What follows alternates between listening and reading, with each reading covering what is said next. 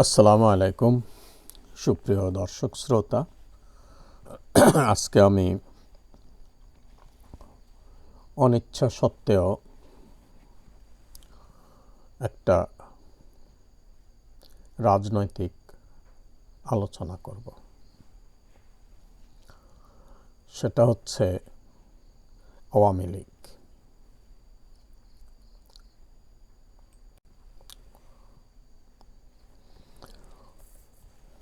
আমি যতদূর জানি এবং মনে পড়ে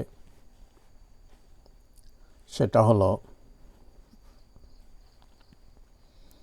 এই পর্যন্ত 1947 সাল থেকে এই পর্যন্ত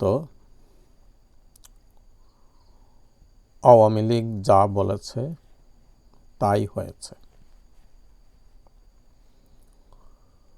1885 সালে কংগ্রেস প্রতিষ্ঠিত হলো।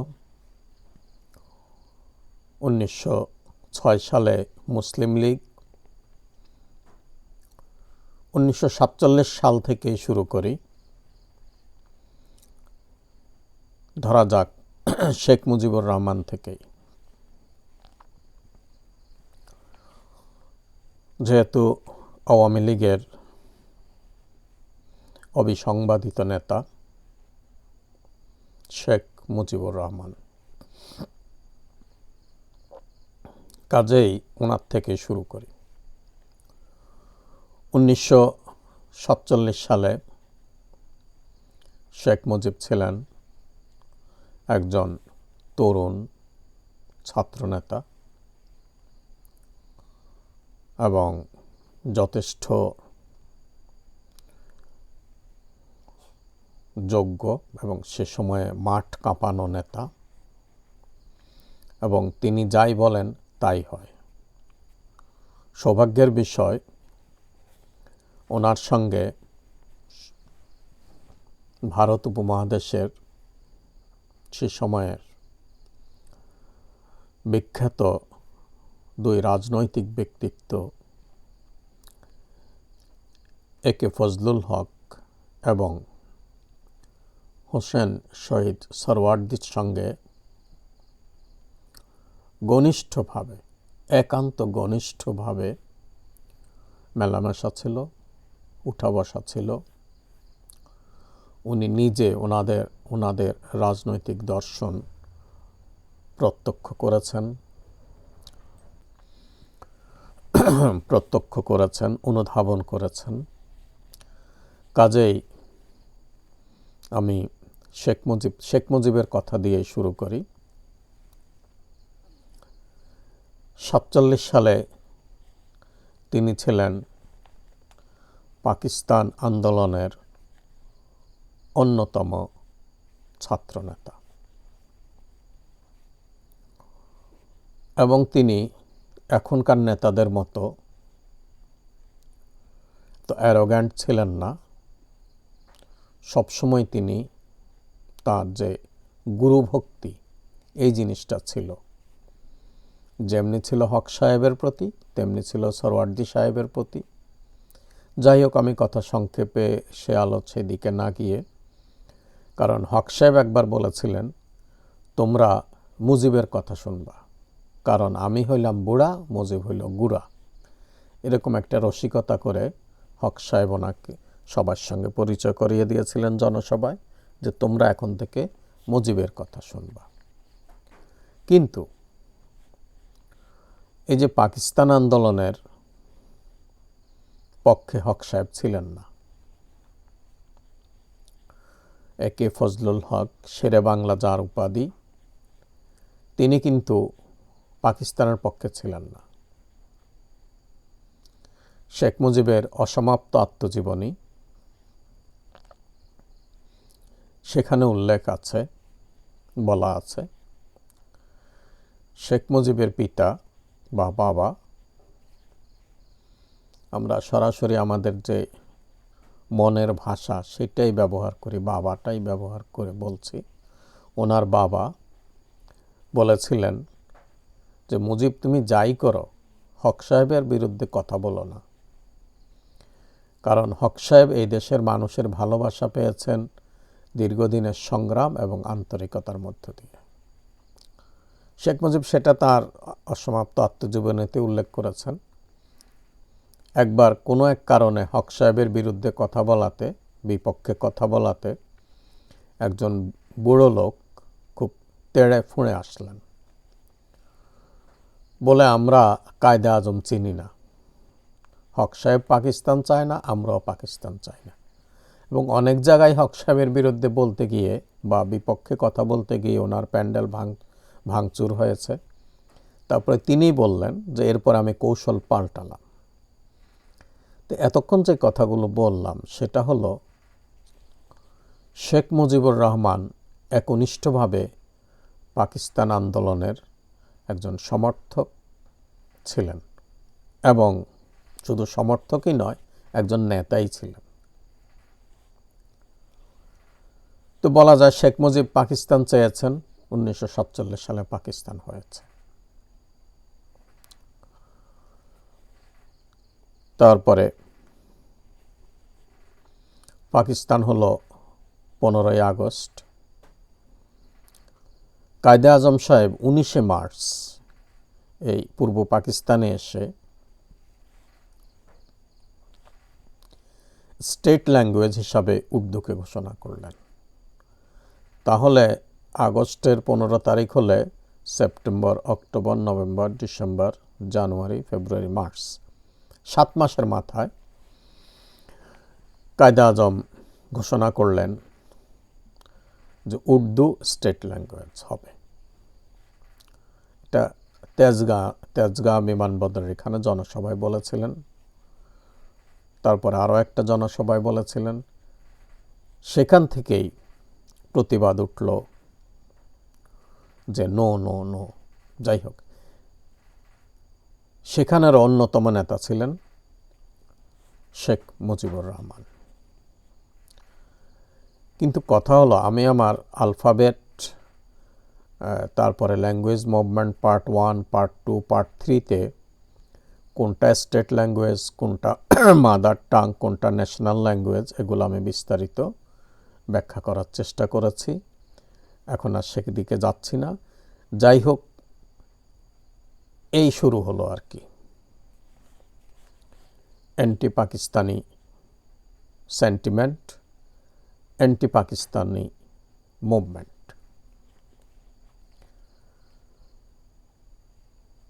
কারণ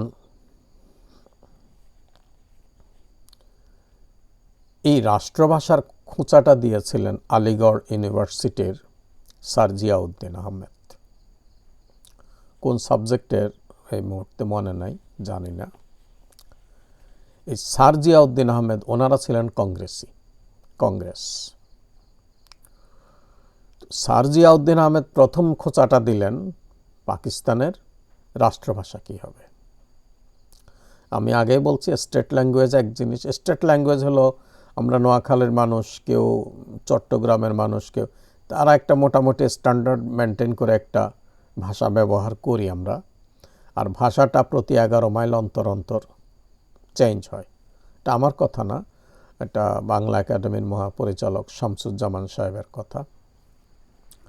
তো যাই হোক, সেদিকে না গিয়ে আমি বলছি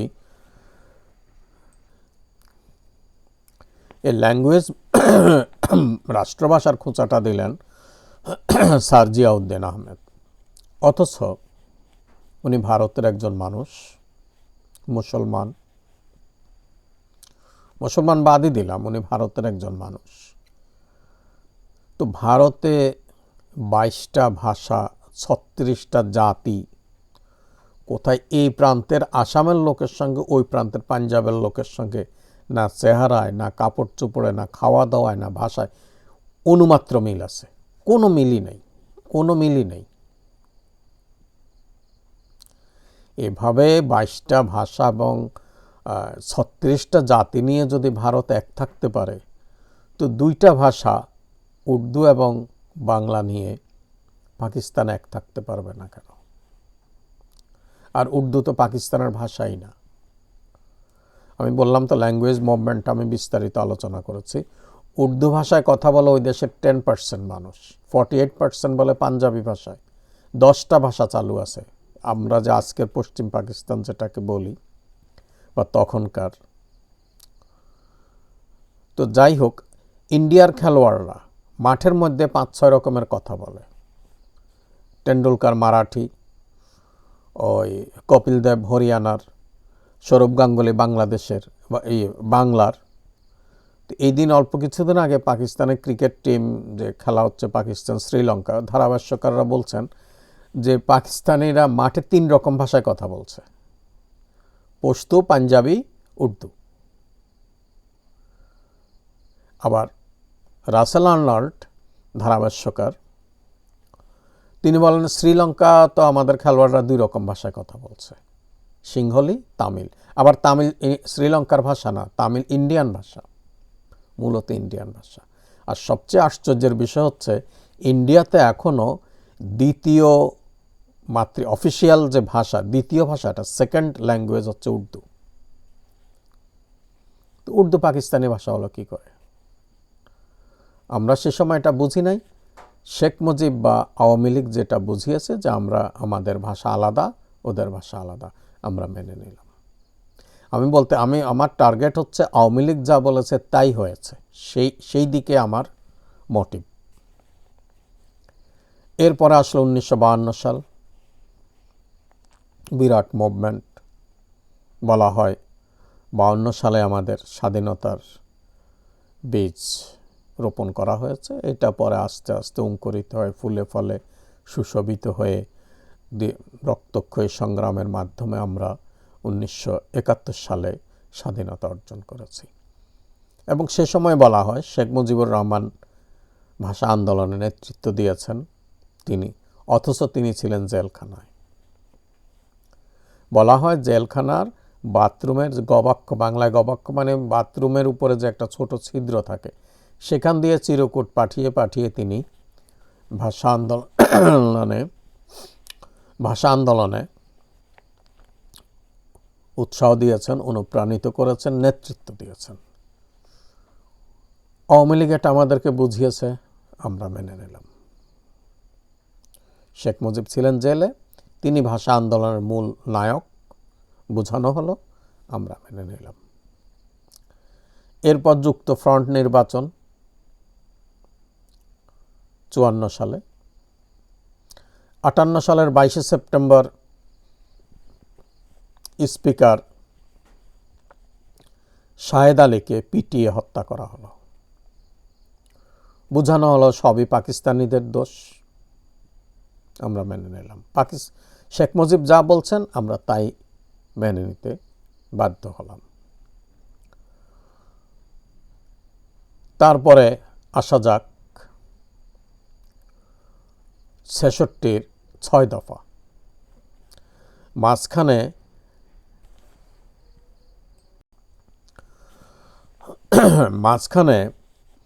1961 সালের 27 এপ্রিল শেরেবাংলা একে ফজলুল হক মৃত্যুবরণ করেন। পরের বছরই 62 সালের 5ই ডিসেম্বর সোহরাওয়ার্দী সাহেব মৃত্যুবরণ করেন। তো এনারা জীবিত থাকা অবস্থায় যে কোনো কারণেই হোক 6 দফা বা এই ধরনের একটা, বলা হয় রাষ্ট্রভাঙ্গার দফা এক পক্ষে, আরেক পক্ষ বলে স্বাধীনতা আন্দোলনের দফা। এই 6 পয়েন্ট উনি যখন আনলেন তখন আওয়ামী লীগের সভাপতি ছিলেন আতাউর রহমান। তিনি বললেন, মুজিব তুমিও ফাঁসিতে ঝুলবা, আমাদেরকেও ফাঁসিতে ঝুলাবা। কিন্তু শেখ মুজিবের চরিত্র তো আমরা সবাই জানি, অকুতভয়, আনডন্টেড ফিগার। ওনার মতো বাগ্মী মানে অরেটর, বক্তা মনে হয় গত 100 বছরও, গত শতাব্দীতে পৃথিবীতে খুব কমই ছিলেন। এত সম্মোহনী শক্তি ওনার বক্তৃতায় ছিল, এক কথায় মানুষকে উঠাতেন এবং বসাতেন। কিন্তু দুর্ভাগ্যের বিষয় হলো তিনি যে কোনো কারণেই হোক তিনি কিন্তু ওয়াদা রক্ষা করতে পারতেন না। তিনি যা বলতেন তা করতে পারতেন না। সেটার কারণ যাই হোক, কারণ বিশ্লেষণ করব না। তো আমার কথা হচ্ছে শেখ মুজিব যাই বলেছেন তাই হয়েছে। আবার 6 দফা আন্দোলন, 6 দফাটা স্বাধীনতা আন্দোলন নয়, আমার কথা না, এটা সদ্য প্রয়াত বদরুদ্দিন উমর সাহেবের কথা। বদরুদ্দিন উমর সাহেব বলেন যে 6 দফার কোথায়ও দেশ ভাঙ্গার বা স্বাধীন হওয়ার কোনো কথা নাই। যাই হোক, এরপরে আসা যাক ৬৬-র পরে ৬৯-এর গণ অভ্যুত্থান, তারপরে ৭০-এর নির্বাচন, তারপরে ৭০-এর নির্বাচনের ইশতেহারে ছিল বাংলাদেশে বা দেশ স্বাধীন হলে, তখন তো স্বাধীনতার প্রশ্ন আসে নাই, শেখ মুজিব চেয়েছিলেন বা ওই নির্বাচনটা হয়েছিল ইস্ট এবং ওয়েস্ট পাকিস্তানের, ইস্ট ওয়েস্টের প্রধানমন্ত্রী কে হবেন। তখন উনি বলেছিলেন যে কি ইসলাম বিরোধী, কোরআন সুন্নাহ বিরোধী কোনো আইন পাশ হবে না। উনি কিন্তু অখণ্ড পাকিস্তানের প্রধানমন্ত্রী বা রাষ্ট্রপতি হতে চেয়েছিলেন, প্রধানমন্ত্রী না, পার্লামেন্টারি ইলেকশন যখন প্রধানমন্ত্রী হতে চেয়েছিলেন। যেমন চট্টগ্রামের কোনো লোক যদি নির্বাচনে প্রেসিডেন্ট প্রার্থী হন এবং বিজয়ী হওয়ার সম্ভাবনা থাকে অথবা প্রধানমন্ত্রী হওয়ার সম্ভাবনা থাকে, তিনি কি চট্টগ্রামের মেয়র হবেন, মেয়র হওয়ার চিন্তাভাবনা করবেন? মোটেও না। তিনি নিশ্চয়ই সম্পূর্ণ বাংলাদেশের ঢাকা কেন্দ্রিক সেন্ট্রাল যিনি প্রধানমন্ত্রী অথবা প্রেসিডেন্ট হওয়ারই চিন্তা করবেন। ঠিক শেখ মুজিবের চিন্তাও সেরকম, তখনও দেশ ভাঙার প্রশ্ন আসেনি।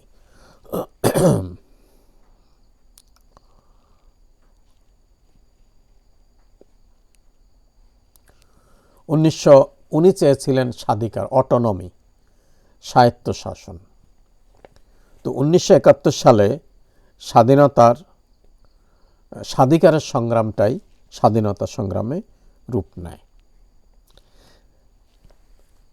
এটা আমরা বলি স্বাধীনতার সংগ্রাম, মুক্তির সংগ্রাম, মুক্তিযুদ্ধ।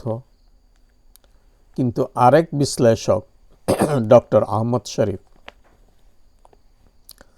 ঢাকা বিশ্ববিদ্যালয়ের 1998 সালে তিনি প্রয়াত হয়েছেন,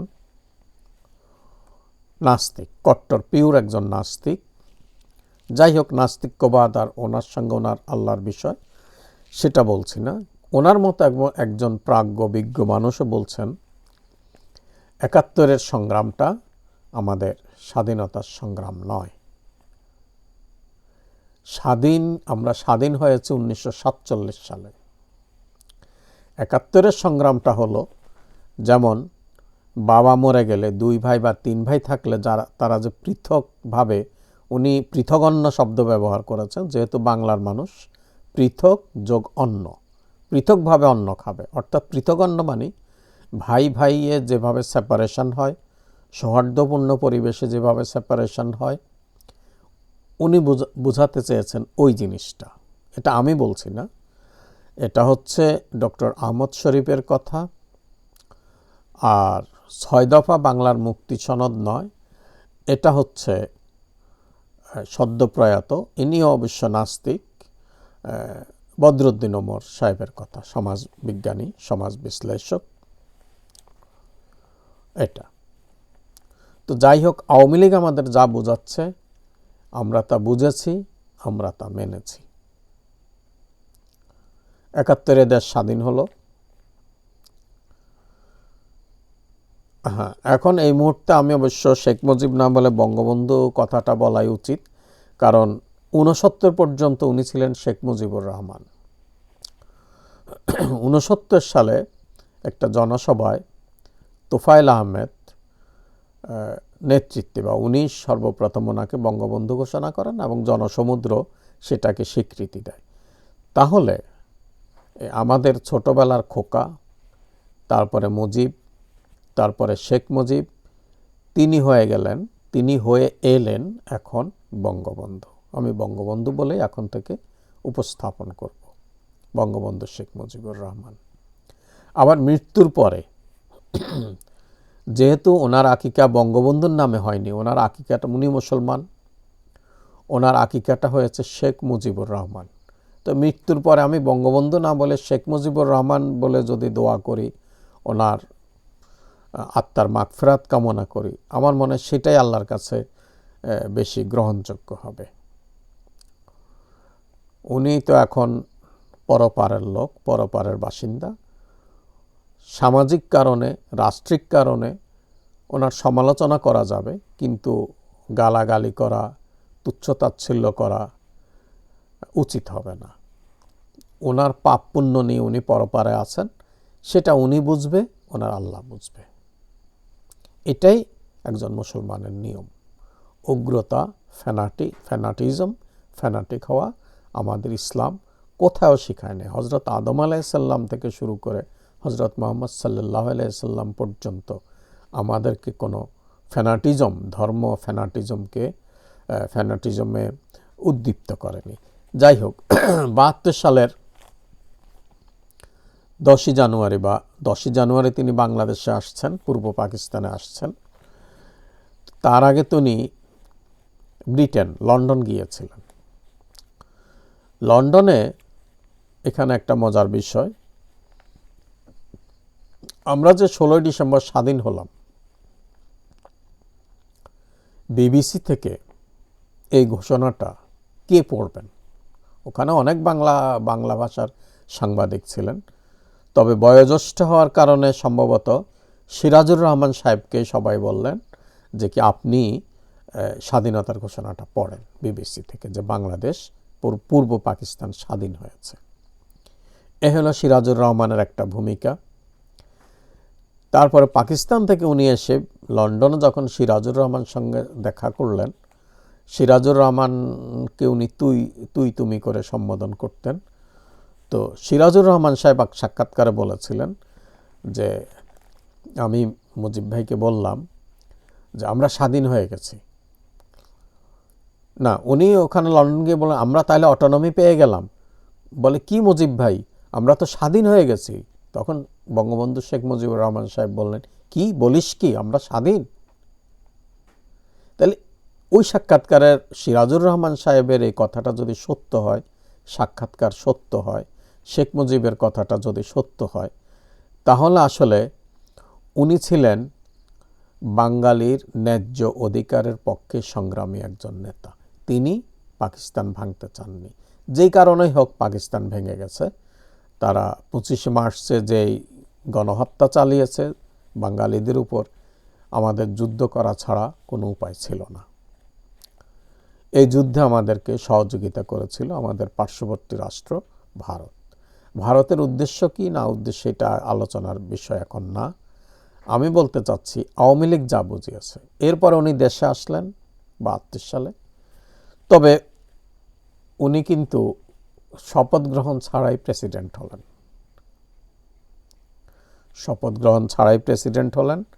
এবং প্রেসিডেন্ট হয়ে তারপরে ৭৩-এর নির্বাচনের মাধ্যমে তিনি প্রধানমন্ত্রী হলেন। আর এরপরে দেশের বিভিন্ন অবস্থার প্রেক্ষিতে, অর্থাৎ উনি যা বলেন তাই আমরা মেনে নিলাম, তাই হলো। 47 থেকে আমি আসছি এখন 72 পর্যন্ত, প্রেসিডেন্ট হওয়া পর্যন্ত উনি যা বললেন তাই হলো, আমরাও তাই মেনে নিলাম। এরপরে আসবো 1974-এর 28শে ডিসেম্বর জরুরি অবস্থা ঘোষণা। সেটা আমি দীর্ঘক্ষণ হয়ে গেছে, 24 মিনিটের ভিডিও। আমি পরবর্তী পর্বে আলোচনা করব সেটা। অর্থাৎ আমি এখানে বুঝাইতে চাচ্ছি বা বুঝাইতে চাইব, আজ পর্যন্ত আওয়ামী লীগ যা বলেছে এই জমিনে তাই কার্যকর হয়েছে। সেটা সত্য হোক, মিথ্যা হোক, বিতর্কিত হোক, সমালোচিত হোক, আলোচিত হোক, নিন্দিত হোক বা ঘৃণিত হোক, যাই তারা, অথবা সেটা খুব অ্যাপ্রিসিয়েটেড হোক, আওয়ামী লীগ যা বলেছে এই মাটিতে তাই হয়েছে। তো আজকের পর্বে খোদা হাফেজ। সুস্থ থাকবেন, ভালো থাকবেন। আমার ভিডিওটা সাবস্ক্রাইব করবেন, লাইক করবেন।